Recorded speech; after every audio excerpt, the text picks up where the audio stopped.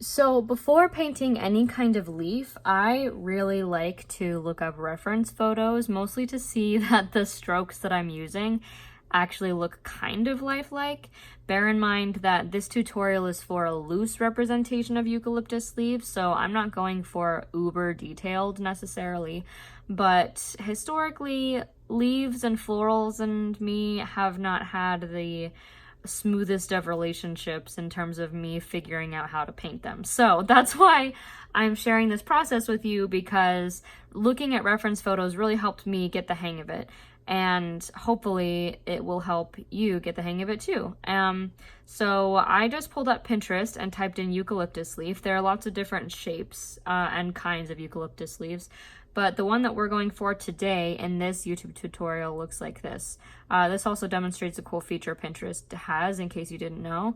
If you pull up a photo and then zoom in on it, it does a visual search. So it pulls up a bunch of other photos that look a lot like the one that you wanted. And that can be another fun way to find reference photos that you might like better. So for now, I really like this reference photo that we found, and I'm going to just have it off to the side while we are painting today. So one note before we move off the reference photo part of this video though, if you pull up a photo that is like that somebody took, that's not part of a royalty-free website or not part of like a stock photo website or something, you cannot, like if you paint this exact photo, you can't sell that for money, because technically the design lies with the photographer, right? It's a little, I mean, it's unethical to do that. You can definitely use photos like this to learn how to paint things and to figure out shape, but I am going to be, like, I use reference photos like this mostly to figure out shape and then come up with my own compositions. Now, if you use some kind of site like Unsplash, or you paid for a photo or something like that, or you reached out to the photographer to ask for permission and then sold your painting based off of that permission, that's totally fine. But make sure, I just always want you to be aware of other artists' rights, and let's just all support each other. So on that note, let's move on to warm-ups. Okay, so before we actually paint our eucalyptus leaf piece, I want to practice just a few brush strokes with you. Actually, 2 brush strokes with you. So number 1 is, and I'm gonna pull up my reference photo again, just so that you can see what we're talking about.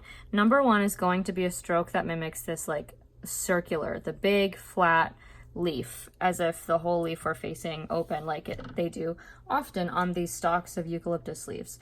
So here is how you do that circular stroke. I'm just gonna pick up some paint here. At least this is how I do that circular stroke. I usually start from the bottom of the stroke, so this is where the bottom of the leaf is going to be, and then I use a little bit of pressure, and then I slowly go to one side and kind of curve my wrist. I'm using a very light paint here, so it might be kind of hard to see. I'll do it with a darker paint in just a second. But I apply pressure, and then I curve my wrist so that my paintbrush kind of twists like that.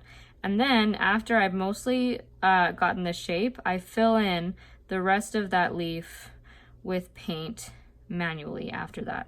So I'm gonna do that with a little bit of a darker green, just so that you can see. I did it with this Davies gray in Winsor and Newton, because that's that kind of sage color is often the color of eucalyptus leaves. But for these brush strokes, I'll do one in a different shade of green, Viridian, just so it's easier to see. So I know that this is going to be the bottom of my leaf, and I am applying very little pressure, and then slowly applying more pressure and turning my wrist in a circular motion so that I can get the basic shape of the leaf, and then filling in if it dried too quickly or if there wasn't enough paint in the places where I wanted. I'm just filling in manually with the paint. Bear in mind that leaves are in the wild, so they aren't perfect and their shape isn't always perfect. And especially on this reference photo that we have, a lot of these leaves, as you can see, are like, they have wrinkles in different places and are torn in some places, and it's definitely not a perfect circle. So as you are painting your eucalyptus leaves, don't pay too much attention to how perfect your circle is. I would just let go of perfection and forming the perfect eucalyptus leaf, and just practice doing this stroke over and over again and filling it in manually so you can get this really cool wavy kind of natural looking shape, because that is what is going to make your stock of eucalyptus leaves look a lot cooler than taking time to make it look exactly perfect. So okay, that is brush stroke number 1 to form that like open faced eucalyptus leaf. Number 2 is if we're trying to form part of the leaf that is sideways, basically. So sometimes eucalyptus leaves, as you can see on the stalk, you can see the whole leaf, but other times you can only see part of it. And I think that in my mind, when I started painting these, I wasn't exactly sure how to paint those. So if you break it down into shapes, like paint what you see is really my biggest advice here. As opposed to trying to paint a bent leaf, paint a, this kind of looks like a sideways heart, right? If you can kind of see, there's a little indent right there and then a point right there. So it's skinnier when it hits the stalk, and then because it's folded, instead of trying to paint a folded leaf, you're just trying to paint this general shape. So take the leaf out of it and paint the shape. That's my biggest advice if your hang up is trying to get the exact proportions of what a leaf is going to look like at that particular angle. That's partly because I'm not trained professionally in art. I taught myself. So learning how to separate myself from the subject and just look at shapes really helped. So for me, like painting that shape that we just saw, pretend this is the stalk. Not pretend, I'm painting the stalk. I'm just gonna start in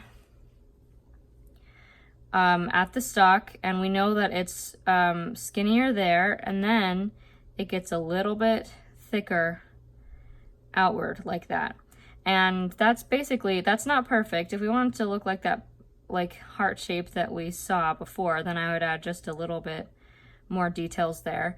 But even that sometimes really isn't necessary. So what you saw me do is start at the stalk, and then I applied very little pressure, and then as I went outward, I applied just a little bit more pressure, and then I came back with my brush toward the stalk so that I kind of rounded out the leaf. And this basic stroke, apart from the stalk and a little bit bigger just so you can see it better, is like I have a little bit of pressure, and then I go downward and upward with my paintbrush and back toward where I started, and then filling in part of that leaf shape with paint again. This basic shape is how a lot of those sideways looking eucalyptus leaves are going to look on your stalk. So you can do that. You can do this shape having the point be directly on the stalk, so it's like on the side. Or one of my favorite ways to do it is and I'm going to paint a bigger stalk right here. Instead of having it come out on the side, you can have it come out, you can have it go across the whole stalk like this. And basically that perspective is as if the leaf is right in front of you. So it's like if this is the front of the stalk and then the side and the side, then this leaf the stem is behind the leaf right here, if you can imagine that. So that's loosely, as we're painting loose eucalyptus leaves during this tutorial, that's what a forward facing leaf is going to look like. So keeping that in mind, this is forward facing, this is, if you can see the whole leaf, and this is sideways. All three of these These are very similar shapes, but just different placements on the stalk. All three of these leaf shapes and brush strokes we are going to use to form our little bouquet of eucalyptus leaves. So practice those, and once you feel like you have the hang of it, then the next part of the video will make more sense to you. We're going to paint our eucalyptus leaves in real time, so can't wait. Okay, for our final eucalyptus leaf design, we spent a few minutes in this tutorial to practice brush strokes and shapes, and now we're going to actually paint the eucalyptus leaves. So for my design, I'm going to use two different colors. I'm going to show you on this little swatch piece of paper. I'm going to use one of my very favorite combos. It's a combination of Davy's Gray, which is like this sage, very light, grainy kind of sage color. And then I'm going to use Payne's Gray. Davy's Gray and Payne's Gray, these are both from Winsor & Newton, by the way. So I'm going to use both of these during my my eucalyptus leaves because I think they both are beautiful colors, and also they blend really well together in my opinion. So I'm going to start with a stalk of Davy's Gray. I'm going to do 3 stalks of eucalyptus leaves, all kind of intertwining with each other. And the kind of eucalyptus leaves that I'm doing right now, instead of like a whole bunch, it's just going to be like 1, 2, 3, almost like a bundle. So I'm going to paint the sticks first.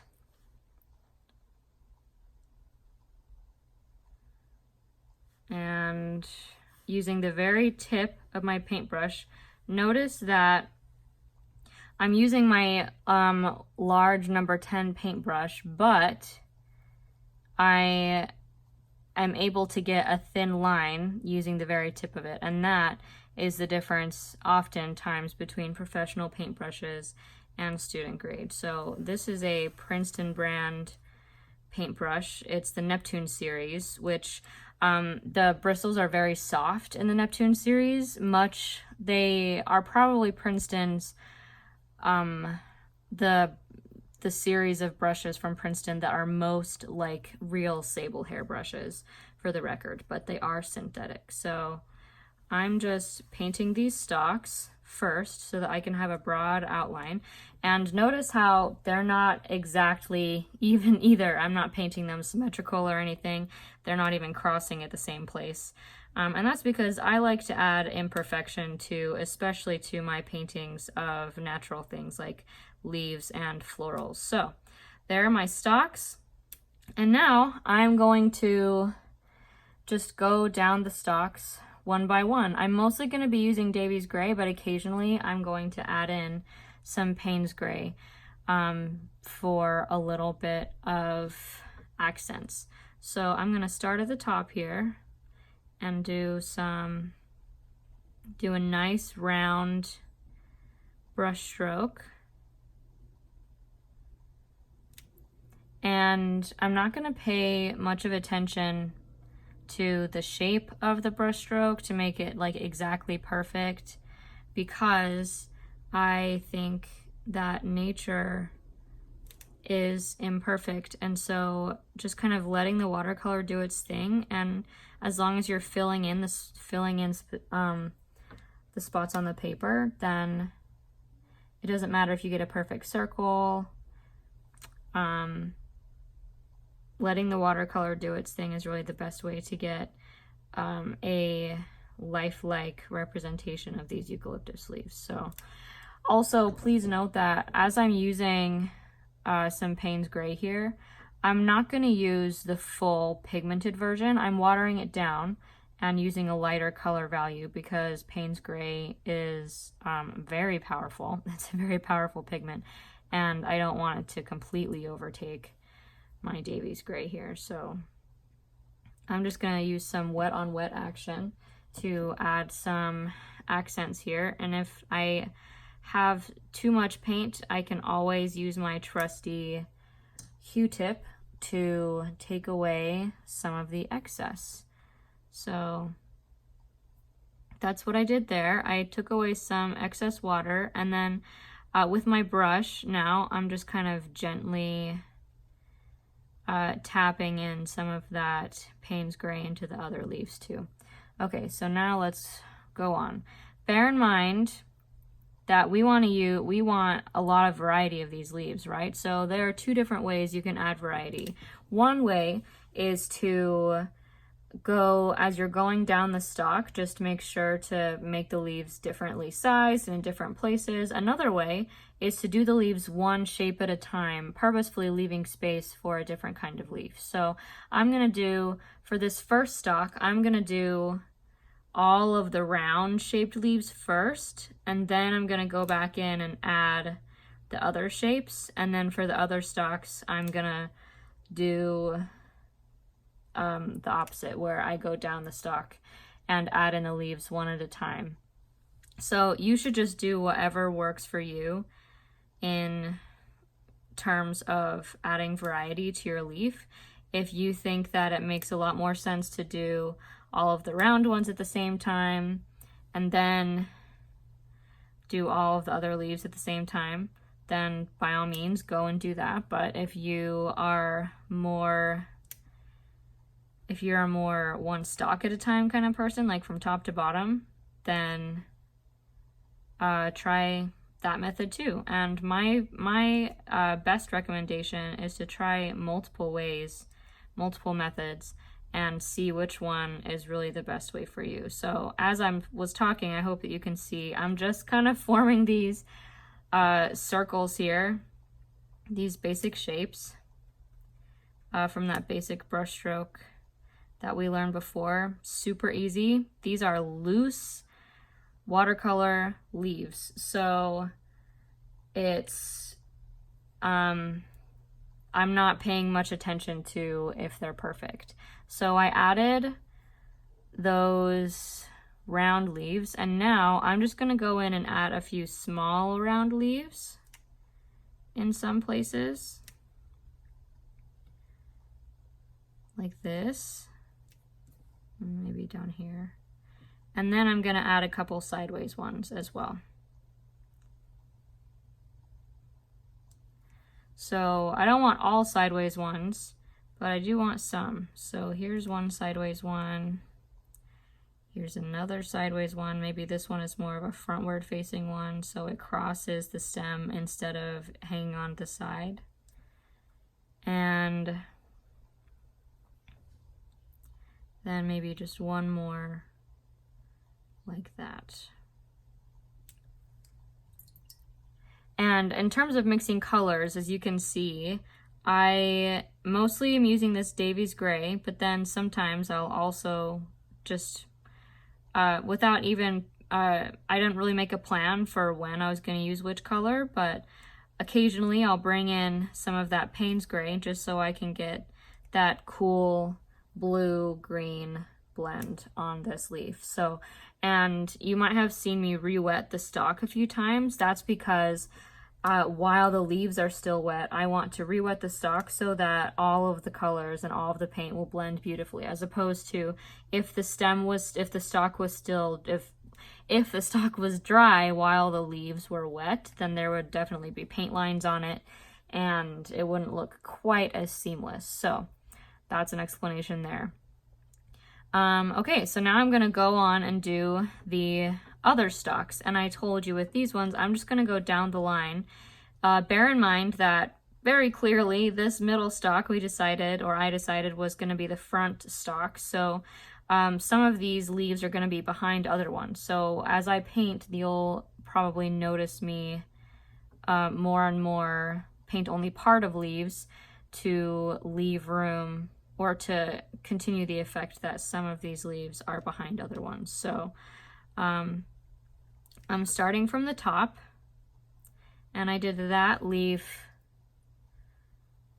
just in the light value of Payne's Gray.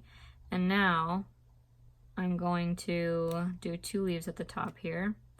Again, for variety, we don't want all of the stalks to look exactly the same. I'm just knowing what strokes and what the leaves look like. I am just kind of randomly putting leaves on here. That's how I do these loose leaves. If I try to plan it, I just get way screwed up, honestly. So that's why I do my method the way that I do it. And now I think I'm gonna paint a littler one. Sometimes you can paint the leaves like they're coming off of the stalk, a little bit like that. So paint a tiny stem first, coming out of the stalk. I'm just gonna add in some of this Davies gray. And I'm gonna do a sideways one here. Kind of an odd shape, but I like it. And then maybe another sideways one here. And a big one here that's kind of blending into that leaf right there. If you wanted, you could wait for all of them to be dry before you start painting the second one. Then you would have some layers happening. Glazing is what that's called, is when sometimes this for a different tutorial for a more in-depth description, but when you paint with watercolor, and because watercolor is transparent and you can see the layer beneath it, that's called glazing. So in case you ever wanted to know about that. So now I'm gonna go down the stalk, and some of these leaves, as you can see, are kind of blocking me, so I don't necessarily have to go through the whole stalk because this is loose watercolor, right? I am not trying to be very realistic, so I'm not trying to paint all the leaves that would definitely be on this stalk. I'm mostly trying to fill up space with a shape that I know it's supposed to be. So that is my approach to these eucalyptus leaves. Okay, so that is my second stalk, and now for my third stalk, with that in mind, knowing that I don't necessarily, because this is loose leaves, it doesn't have to be the most realistic. I'm not going to worry about making sure this last stalk is like completely filled with leaves. I'm just gonna fill in the space in our design that's left using the brush strokes that we practiced. That one's gonna go all the way across, I think. And I think I was gonna leave that one, but I'm gonna have just like a sideways leaf on the top here. Maybe 2 little sideways leaves on the top. Yeah, that looks good. Another example of how I just kind of go with the flow. I paint and then I decide whether or not I like what I painted, and if I didn't, then I change it, and so on and so forth. So, which maybe is not the most professional, but that's how I paint. And I didn't learn in school, I taught myself, and this is how teaching myself this way has taken a lot of the pressure off of me to paint something that is like perfect. So that method has really helped me. So for this leaf, I am purposefully wanting to create it so it's behind these 2 other leaves. So even though they're still wet, I'm still trying very carefully to avoid the boundaries of those other 2 leaves, just so I can maintain some kind of perspective. And then maybe I'll do just a little sideways one and another little sideways one right here. And then one final little leaf. Okay, so there you have it. There is my little bouquet of eucalyptus leaves. Again, these are loose representations of eucalyptus leaves, so they're not the most realistic, but I really love these blends, and I think that eucalyptus leaves can be so delicate, especially when you paint them with watercolor. So if you really enjoyed this video, I would love to see how you decided to paint your eucalyptus leaves, and make sure to, if you post your final projects to Instagram, make sure to tag me at This Writing Desk, and subscribe if you want to take part in my future watercolor tutorials. So thanks again for joining me. See you next time.